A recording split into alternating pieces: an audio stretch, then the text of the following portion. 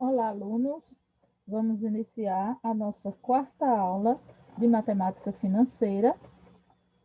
Na aula de hoje, nós vamos falar sobre análise de financiamentos, né? Na aula anterior, nós tivemos a oportunidade de identificar como funciona os juros de empréstimo, como é que eles são aplicados no mercado financeiro. E hoje nós vamos trabalhar com a questão dessa análise de financiamento, como a gente deve organizar e compreender toda a estrutura de compra e venda de imóveis e de veículos, né? Como é que isso funciona no mundo capitalista. Para as fórmulas de hoje, né, para a nossa aula de hoje, nós vamos trabalhar com essas fórmulas que falam inicialmente sobre o valor presente, que é o valor da mercadoria, é o valor do objeto ao qual você pretende comprá-lo. Então, aqui nós teremos o valor da mercadoria, a quantidade, o valor da parcela que você vai identificar. Aqui seria referente à taxa de juros cobrada nessa aplicação, e esse N representa a quantidade de parcelas que você vai realizar. Então, aqui você bota o valor da parcela e aqui a quantidade de parcelas a serem pagas. Aqui a gente tem o valor presente, financiamento com entrada. Então, nessa primeira fórmula, nós vamos identificar quando nós estivermos falando do valor presente de um objeto e esse valor for totalmente financiado.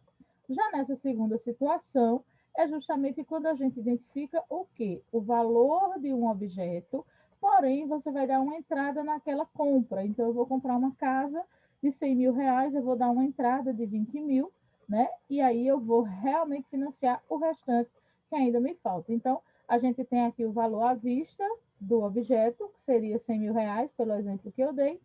A entrada, que seria de 20 mil, então, do valor à vista do imóvel, eu vou tirar a minha entrada, e aí me sobra toda a reorganização igual à anterior.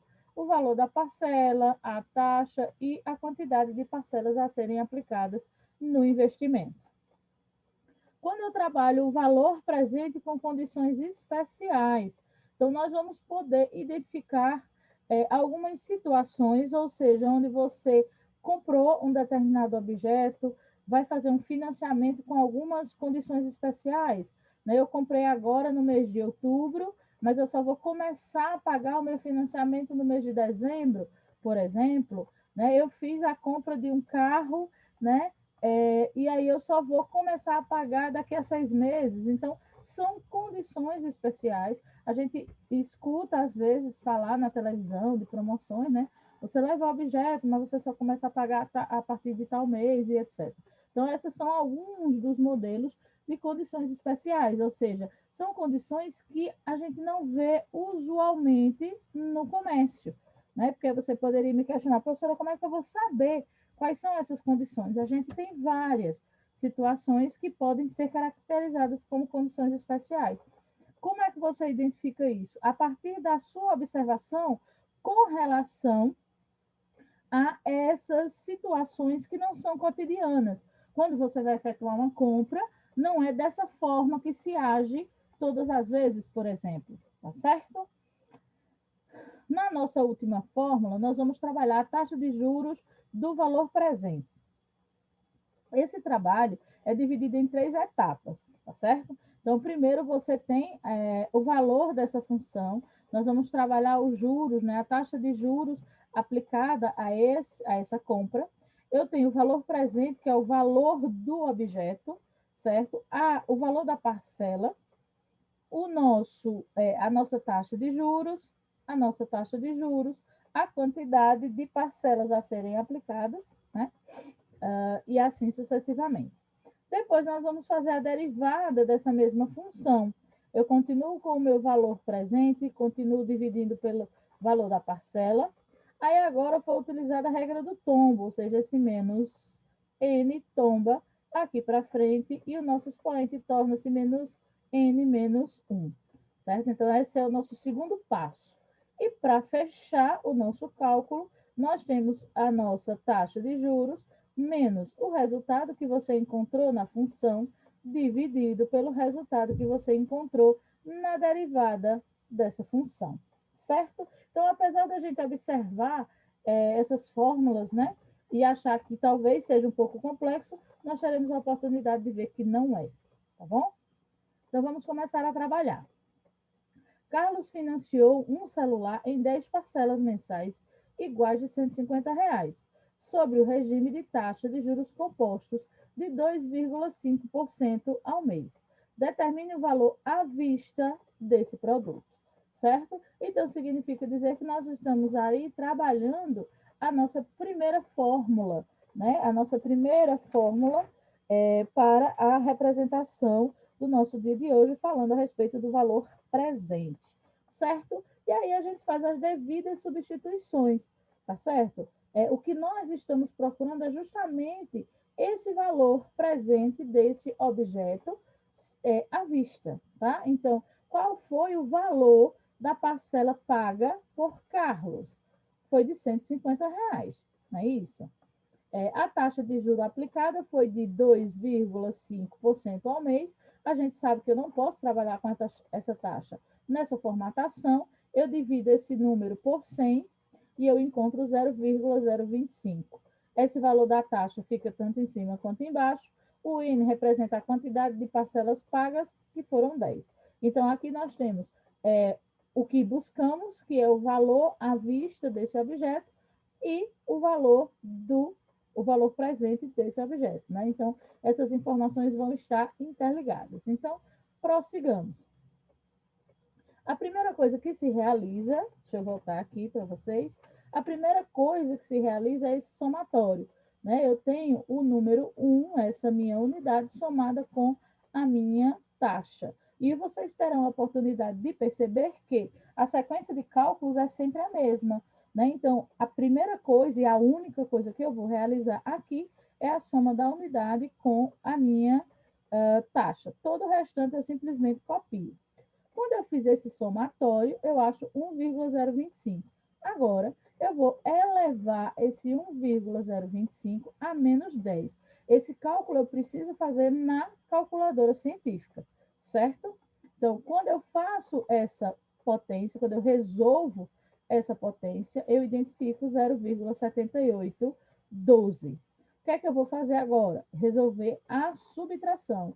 Eu tenho uma unidade menos 0,7812, que me resulta em 0,2188. Próximo passo, realizar a divisão dessa fração. 0,2188 dividido por 0,025 me resulta em 8,752. Agora é hora de fazer a multiplicação por 150, que era o valor da parcela, me dando um valor à vista do objeto, né, o valor presente desse objeto, de R$ 1.312,80. Significa dizer que o valor à vista desse celular é de R$ 1.312,80, certo? Então, o que é que você observa? Os movimentos que você vai realizar durante a resolução do cálculo são esses que eu fui destacando com as setas amarelas, né? Nada mais vai ser realizado. Então, eu resolvo a potência, depois faço a subtração, depois divido, fecho com a multiplicação, ok? Então, a gente segue essa mesma linha de raciocínio para as diversas resoluções, ok? Segunda questão. João comprou um produto por 12 parcelas iguais de R$ 370,50, sobre o regime de taxa de juros compostos de 4,3% ao mês, com entrada de R$ 200, né? Aí determine o valor da compra de João à vista. Ok, mas o que é que me chama a atenção nesse contexto? Nós temos a quantidade de parcelas que foram trabalhadas, eu tenho o valor da minha parcela, eu tenho a minha taxa de juros, porém eu tenho informação a mais, né? Esse objeto, esse produto que João comprou, foi utilizada uma entrada. Se no meu contexto eu trabalhei uma entrada para aquele objeto, para compra, né, para aquisição daquele objeto, a formatação dele seria essa, né? Porque aqui nós temos o valor à vista do objeto, que é o que nós estamos buscando, é a informação que nós estamos buscando, menos a entrada que foi dada, o valor da parcela, a minha taxa e a quantidade de tempo, a quantidade de parcelas que foram realizadas nessa situação. Eu começo fazendo a conversão de 4,3% para um número decimal, para que eu possa realizar as substituições. Como?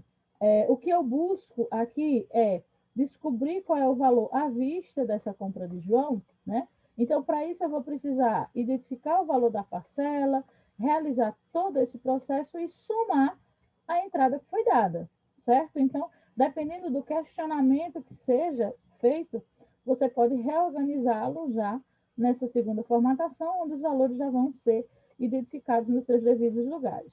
Professora, se eu quiser fazer com a versão original, vai dar certo? Vai dar certo, tá ok? Então, vamos prosseguir. Veja bem, coloquei o valor da parcela, R$ 370,50, né? Aí um menos, aqui a gente vai focar dentro do parênteses, a nossa taxa é de 0,043, a quantidade de parcelas foram 12 e a minha entrada foi de R$ 200, certo? O que é que eu faço agora? Realizo a soma do inteiro com a minha taxa, que vai me dar 1,043. Agora é hora de você pegar 1,043 e elevá-lo a menos 12, que vai me resultar em 0,6034. O que é que eu faço agora? Subtraio do inteiro. Então, do inteiro eu vou tirar 0,6034, que vai me dar como resposta 0,3966. O que é que eu faço agora? Divido esses elementos. 370,50 é igual. O resultado da nossa divisão deu 9,2233 mais 200, certo? Eu tenho uma multiplicação e uma soma. Por onde iniciamos? Pela multiplicação. Essa multiplicação resulta em 3.417,23, mais os R$ 200 que foram trabalhados na entrada, me resulta num valor à vista para o objeto comprado por João, no valor de R$ 3.617,23.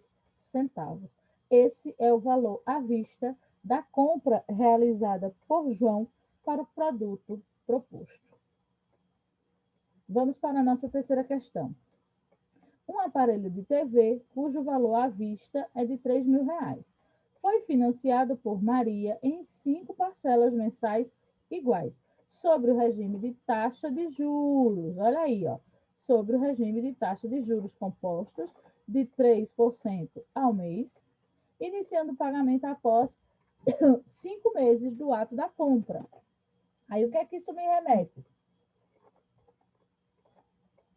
É uma questão usual eu fazer uma compra, eu realizar uma compra de um objeto, como um aparelho de TV, levar esse objeto para casa e só começar a pagar após 5 meses? Não. Isso não é uma questão usual. Não é assim. Eu vou na loja, eu compro a TV e eu faço um carnê, eu passo no cartão. No próximo mês eu já começo a pagar as parcelas do objeto que eu adquiri, certo? Então, como aqui ele faz uma demonstração diferente, eu comprei o objeto, mas eu só vou começar a pagar após 5 meses, certo? Então, isso caracteriza uma situação, né? Isso caracteriza uma situação de condições especiais. Sendo assim, a fórmula que nós vamos utilizar seria essa, certo? Então, a gente tem o valor à vista, eu vou somar a unidade mais a minha taxa. Esse K representa também a quantidade de parcelas aplicadas no problema, valor da minha parcela, taxas e quantidade de parcelas. Realizando as devidas substituições, a gente fez a conversão, né, da nossa taxa de 3% para o cálculo matemático, fica 0,03. O valor à vista do objeto em questão, que foi a TV, é de R$ 3.000. 1 mais a minha taxa, 0,03. Quantas parcelas foram realizadas? 5. 5 menos 1. O valor dessa parcela, que é justamente o que nós estamos procurando, determine o valor da parcela do financiamento realizado por Maria. Aqui, novamente, 1 menos a nossa taxa elevado à nossa quantidade de parcelas. E nessa situação, nós só vamos realizar o que eu destaquei. Veja, eu vou fazer o somatório desse inteiro com essa taxa, eu posso já efetuar essa subtração, não tem problema nenhum nos meus expoentes. Vou realizar a soma dessa unidade também com essa taxa. Vamos lá? Quando eu faço essa operação, eu acho 1,03 elevado à quarta. Aqui a gente acha 1,03 elevado a menos 5. Essas duas potências são realizadas na calculadora científica, dando a você como resposta 1,1255 para a nossa primeira potência e 0,8626 para a nossa segunda potência, certo? O que é que vamos realizar agora? A multiplicação entre esses dois elementos, a subtração entre esses dois elementos. O resultado da nossa multiplicação é 3.376,5. O resultado da nossa subtração é 0,377. Agora é hora da gente realizar a divisão dessa fração, nos resultando em 3.376,5, que é igual a parcela vezes 4,58. O que é que a gente tem aqui? A gente acabou denotando uma equação do primeiro grau, ou seja, aqui eu tenho uma multiplicação de um número por letras. Né? Números com letras podem ser multiplicados, então isso me resulta eu coloquei aqui de novo, né, para vocês identificarem, eu vou realizar essa multiplicação e já vou ordená-la no lugar correto. Por quê? Números acompanhados de letra, o seu posicionamento é antes do sinal de igual. E números sozinhos ficam após o sinal de igual. Então, eu fiz a multiplicação do meu conjunto de letras pelo meu número, ok. Coloquei cada elemento no seu lugar. Óbvio que quando você muda de lugar, ele também muda de sinal. Você realiza o jogo de sinal. Agora é hora de você isolar essa letra, de você deixar essa letra sozinha, né? E aí, 3.376,5 dividido por 4,58. Hora de dividir essa fração. Então, eu vou encontrar 337,23.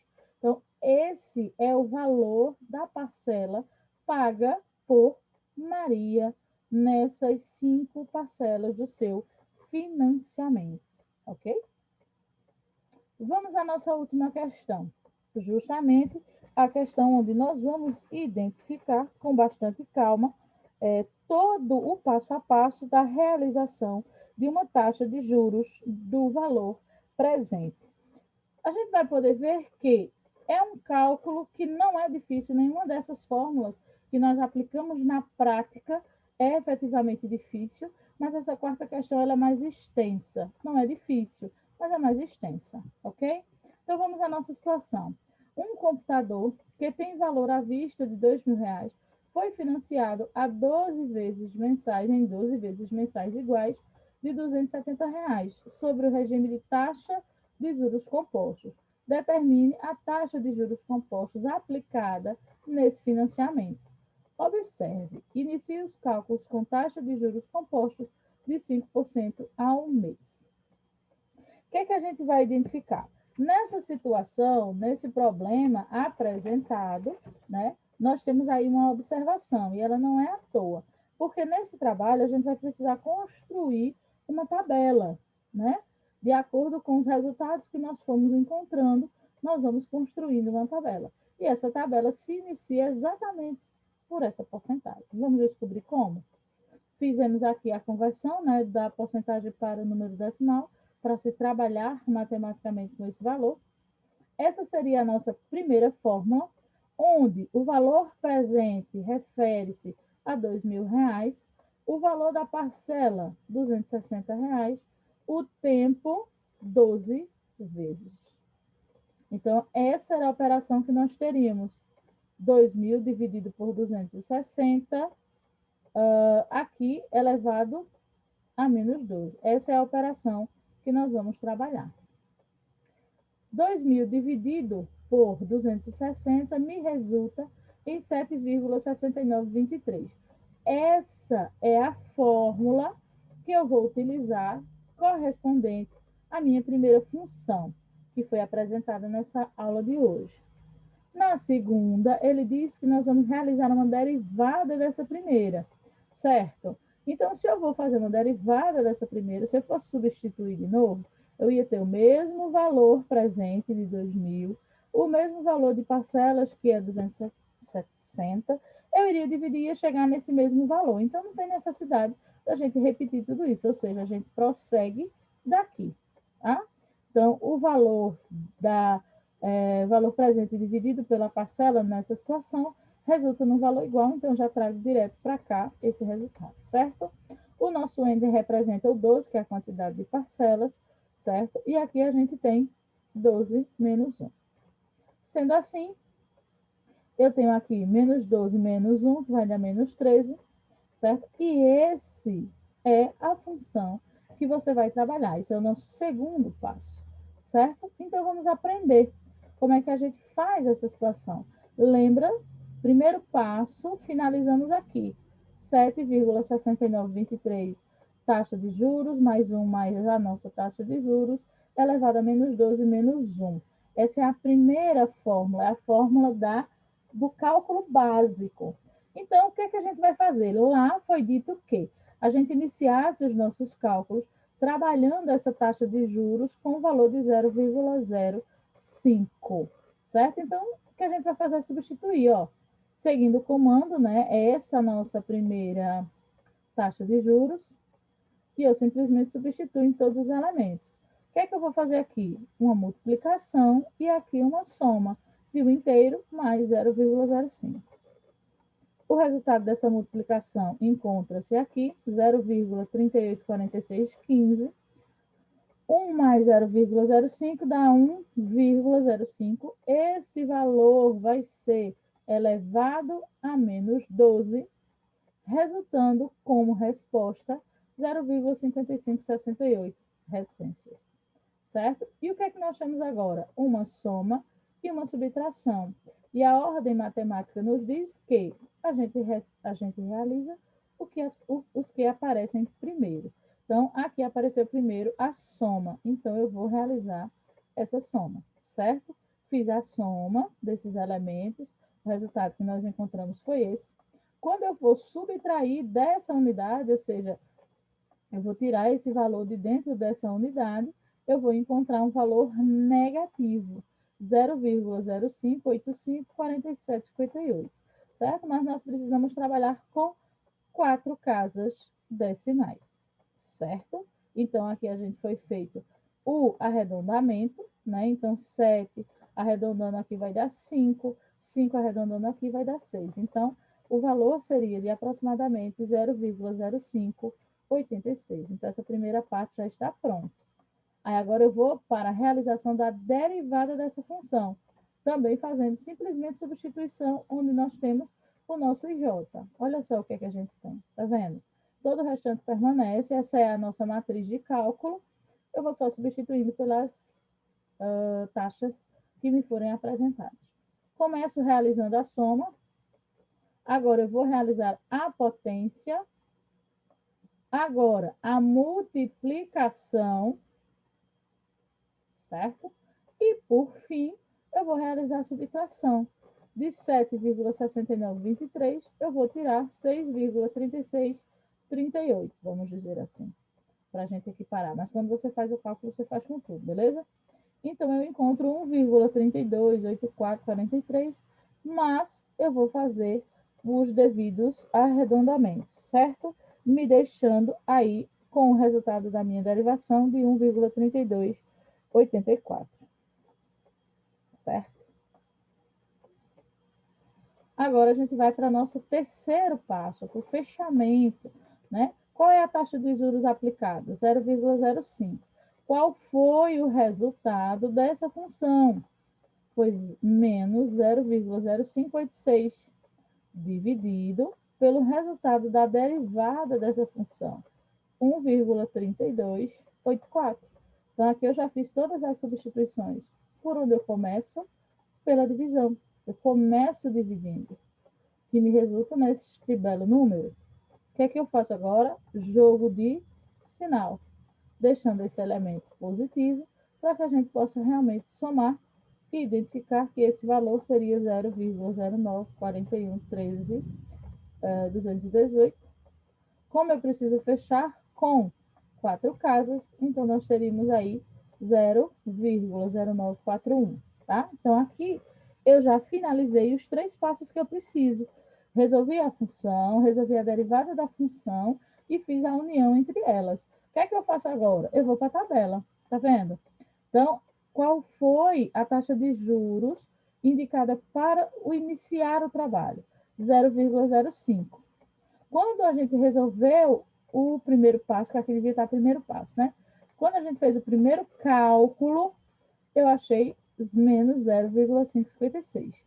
Quando eu fiz o segundo, que é a derivada dessa função, nós já somos 1,3287. Quando eu finalizo, né, o último passo, que é fazer a comparação entre a função e a derivada dessa função, a gente encontra 0,0941 para essa representação. Então, a primeira linha, a primeira interação sobre o cálculo apresentado está pronta. Para que a gente consiga continuar com essa interação, a nossa taxa de juros nova é essa, 0,941. Então, essa é a nova taxa de juros que nós vamos calcular. Então, vamos começar, né? Então, aqui, ó, a gente segue com a formatação original da nossa conta, certo? Lembrando que agora o que muda é a nossa taxa de juros. Veja, tudo permanece no seu devido lugar, mas agora a minha taxa de juros é outra. Começo multiplicando, somando o que tem dentro do parênteses, nós encontramos esse resultado para a nossa multiplicação. 1 mais 0,0941 dá 1,0941. Agora é hora de resolver a potência. A gente identifica esse valor, fecha com a soma e finaliza com uma subtração, certo? Como eu estou trabalhando com 4 casas, eu teria 0,0637. Primeiro passo concluído. Vamos para o segundo, onde a gente trabalha com a função derivada. Mesma coisa, tudo permanece igual, o que muda é apenas a taxa. Resolvi somar essa unidade. A gente chegou aqui. Vou elevar esse número decimal a menos 13, que vai me resultar nesse número, vezes 12. E agora eu vou fechar subtraindo, certo? 7,6923, a gente fez menos 3,7276 para equiparar a quantidade de casas decimais. Eu acho 3,964608,087. Certo? E aí a gente fecha esse arredondamento com 3,9651. Mas eu faço um determinado questionamento. Seguindo os cálculos que nós realizamos ao longo do processo, né, se nós precisássemos identificar um número com 4 algarismos, seria 3,9646. Essa menina estava conosco desde o começo, tá certo? Então, vamos ver aí essa organização, como foi feito, né, esse arredondamento, tá? Então, de 3,9646 saltar para 51, eu sinceramente não consigo compreender como foi feito esse arredondamento. Se por acaso eu me perdi em algum lugar, se eu fiz algum cálculo errado, vocês aí me avisem, ok? Mas, sinceramente, eu não consigo entender como foi esse arredondamento, tá? Mas aí eu coloquei os resultados corretos para a gente prosseguir com o cálculo, mas já deixando vocês alerta com relação a isso. Para fechar, a gente vai fazer as substituições agora, correto? A taxa que a gente está aplicando é essa. O valor da nossa função foi 0,0637. O valor da nossa derivada, 3,9651. Começo dividindo. Faço o jogo de sinal. Finalizo somando, certo?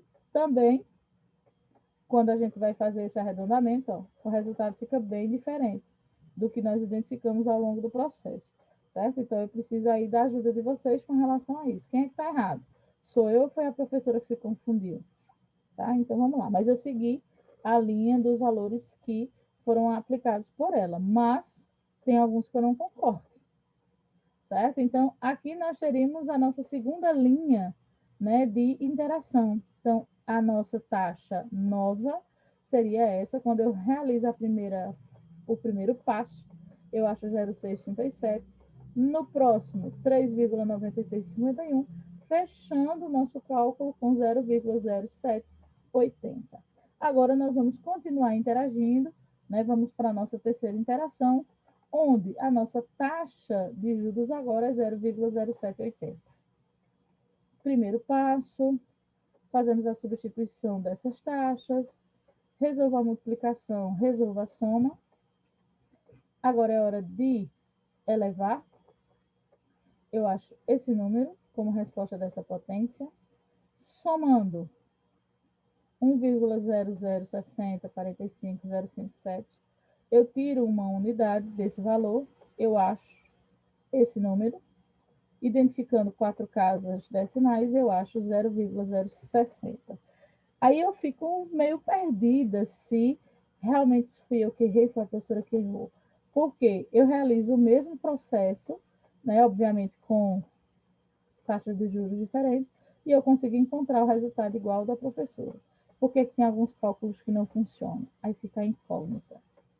Segundo passo, agora a gente vai trabalhar com a fórmula de derivação dessa função, certo? Coloquei bonitinho, fiz a nova taxa, atualizei, vou realizar a soma, agora eu vou resolver a potência, ok? Fechando com a multiplicação desse elemento e realizando uma subtração entre esses termos, me resultando em 3,1723.